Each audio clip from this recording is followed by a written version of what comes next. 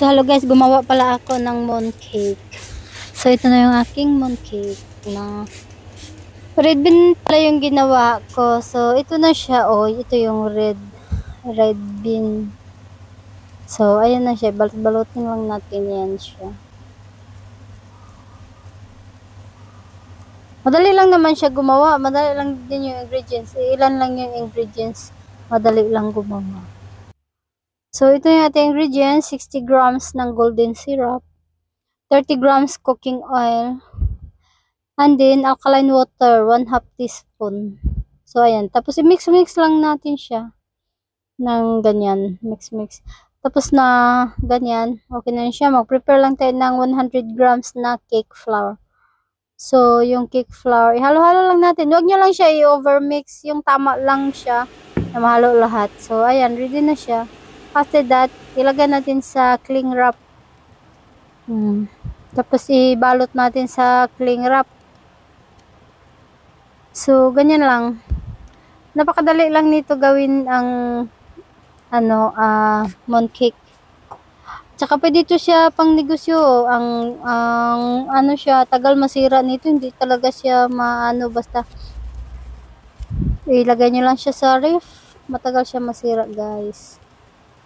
So ito na siya, balot lang natin sa cling wrap.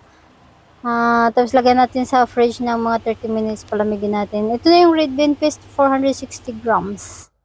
Tapos i-divided natin into 4 equal parts. So 115 grams each. So ito na yung galing sa fridge after 30 minutes. Hatiin lang din natin ng 4 equal parts. Tag 48 grams each.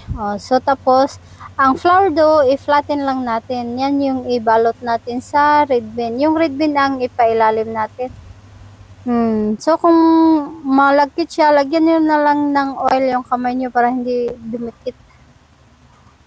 So ganyan lang, balutin nyo lahat ng red bean dyan sa flour dough. Masyado siyang malambot. So bilisan nyo yung pagbalot niya, kay malambot siya, tsaka lumalabas yung oil kapag matagal sa labas, mainit. So kailangan bilis-bilisan. Ako nga, ang tagal ko magluto niyan. Tagal ko magbalot, Hindi pa kasi sanay yung kamay ko. So ayan, medyo matagal-tagal siya ibalot ng masyado siyang malambot ang ito yung flour dough. So kailangan natin i-balance lahat para hindi lalabas yung red bean paste. So ito pala, may wood molder ako. Meron din akong plastic na mga flower na molder. So ganyan, mamili ka lang kung ano ang molder na gusto mo. So ilagay natin itong molder na ito. So ganyan lang, ilagay nyo lang dyan sa molder. Tapos i-press natin dyan sa ating baking pan. Tapos tanggalin natin pag ma-mold na siya. Saglit lang naman yan siya ma-mold. I-press lang. So ayan, na-mold na siya. Masyado katang diniin. So ayan na siya. Yung iba hindi balance kasi masyado malambot. Kailangan talaga i-fridge kaya para medyo matigas-tigas siya. So ayan, i-press lang para mag-mold yung flower design. So ganun lang kadali ang mooncake. So ayan na siya, guys. Yung iba hindi maganda pagkagawa kasi medyo mamantika, medyo ma-oily.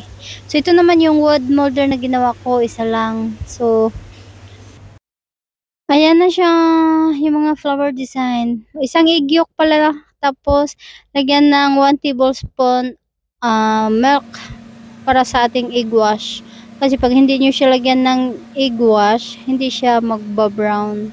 Light color lang siya. So parang pale ba siya. So kailangan natin lagyan ng itlog, egg wash, ganun. Kaya para medyo mag-brown siya.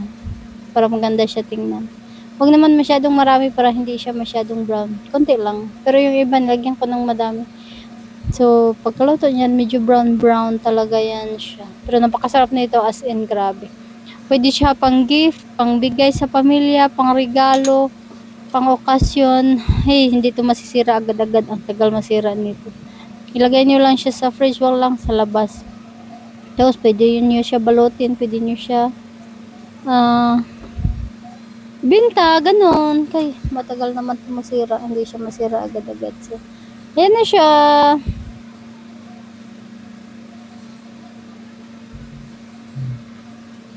So, after that, ready to bake na yan siya.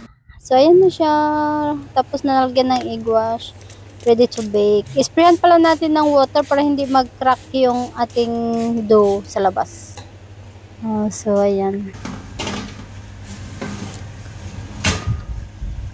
I-bake lang natin siya ng mga around 12 minutes until golden brown. So, ayan, medyo brown siya yung dinamihan ko ng egg wash. Yung iba naman, konti lang nilagay ko. So, medyo light lang siya. Ito. So, diba? So, kung gusto niyo ng light, konti lang ilagay. So, kung gusto niyo ng dark, damihan niyo. So, ito, konti lang nilagay ko. So, ayan na. Ready to eat. Napakasarap ng ating mooncake. Madali lang siya. Basta may molder kayo. So, ayan. Thank you. Sana magustuhan niyo ang video na to. Please comment, like, and share. So, gayahin nyo ito guys. Madali lang to siya. Pwede pang regalo nyo. Pamigay sa pamilya, kaibigan. Sa lahat-lahat pwede. So, ayan na siya. So, ito na. I-slice natin. Ito yung ni-slice ko guys. Matagal na to guys. Pero ngayon lang ako kakain. Matagal na to sa ref. Hindi lang ako kumain. So, ngayon lang ako mag-slice nito. Pero pag mainit ito, ang sarap-sarap nito. Grabe, as in. Kahit isa, maubos niyo guys, as in. Pero nakakataba kasi ito, kaya dahan-dahan lang sa kain. I-slice nyo siya ng 8 piraso. Konti-konti lang yung kakainin nito. So, ganyan lang siya pag, i-slice nyo siya, nakainin nyo siya. So, yan lang ating mooncake. Bye!